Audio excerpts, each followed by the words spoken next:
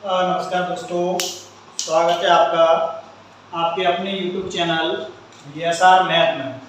आज अपन जो पढ़ने वाले हैं, आज का अपना प्रश्न रहने वाला है इकाई अंक ज्ञात करना। किसी भी संख्या का आपको इकाई अंक ज्ञात करना है। एग्जाम में बहुत पूछा जाता है, SSC रेलवे में तो इतना आता है, SSC GD में, MP पुलिस में भी आता है। आपको इसमें ये सीखना है कि इसका इकाई अंक कैसे ज्ञात करते हैं। पर इकाई अंक ज्ञात करने के लिए आपको कुछ पहले से याद होना चाहिए। याद करने के लिए जैसे किसी संख्या का घात होने पर इकाई अंक क्या आने वाला है, किसी भी संख्या की क्या घात होने पर क्या इकाई अंक आने वाला है, तो आप 1 से लेके 10 तक के याद कर लेंगे। ये आपको याद करना पड़ेगा। अगर ये याद कर लेंगे तो ये सवाल आसानी से सरलता से हो जाते हैं। जैसे 1 की घात n हो, मतलब 1 की घात कुछ भी हो, कुछ भी, 1 की घात 1, 1 की घात 2, 1 की घात 4, 1 की घात अनंत या 1 की घात n, तो इकाई अंक 1 ही आने वाला है। तो इकाई अंक 1 ही आने वाला है। अगला 2 की घात 4 हो तो इकाई अंक 6 आता है। ये आपको याद रखना है। 2 की घात 4 हो तो इकाई अंक कितना आता है? 6 आता है। अगला 3 की घात 4 हो तो इकाई अंक 1 आता है। ये आपको याद रखना है कि 3 की घात अगर हम 4 लगाते हैं तो इकाई अंक 1 आता है। अगला है 4 की घात 2 हो तो इकाई अंक 6 आता है। आता कैसे वो भी समझ लो। जैसे 4 की घात 2, 4 गुणा 4 बराबर 16, तो इकाई अंक कितना आया? 6। ये आपको पता होना चाहिए। वैसे ही 5 की घात n, 5 की घात n या 5 की घात कुछ भी हो, इकाई अंक 5 आने वाला है। अगला 6 की घात n, इकाई अंक 6 ही आने वाला है। 7 की घात 4 हो तो इकाई अंक 1 आए। इकाई अंक कितना आने वाला है? 1। 8 की घात अगला है 8 की घात 2 बराबर 6। अगर 8 की घात 2 हो तो इकाई अंक 6 आएगा।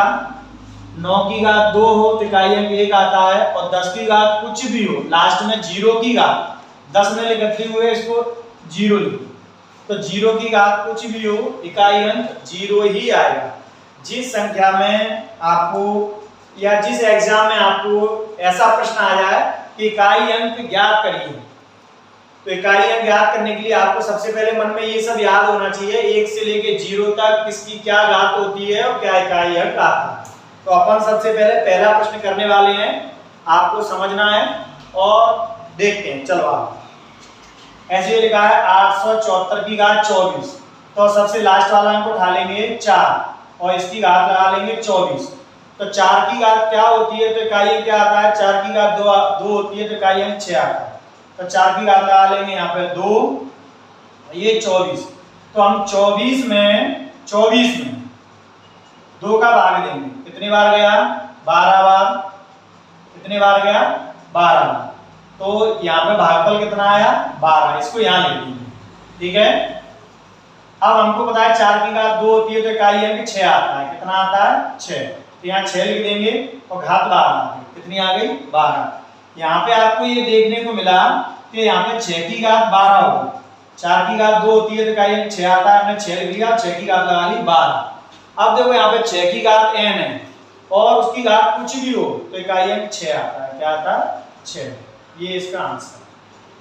874 की होल घात 24 का इकाई अंक क्या होगा? तो इसका आंसर है 6। इसका इकाई अंक होने वाला है 6।